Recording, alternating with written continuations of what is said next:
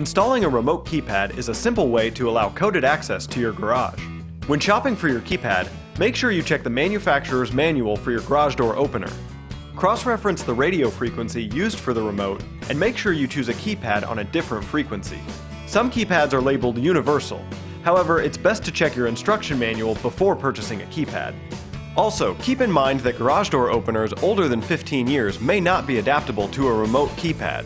For this installation, you will need a new keypad, batteries for the keypad, measuring tape, a pencil, a ladder, and an electric screwdriver.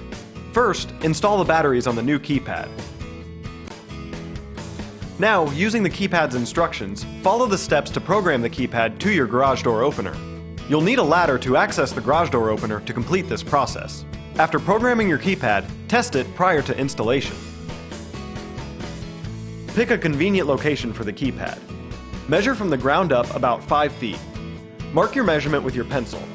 This is where the top screw should be placed for the keypad. Using your electric screwdriver, install the keypad to the door jamb. Once installed, make sure it is secure and works properly.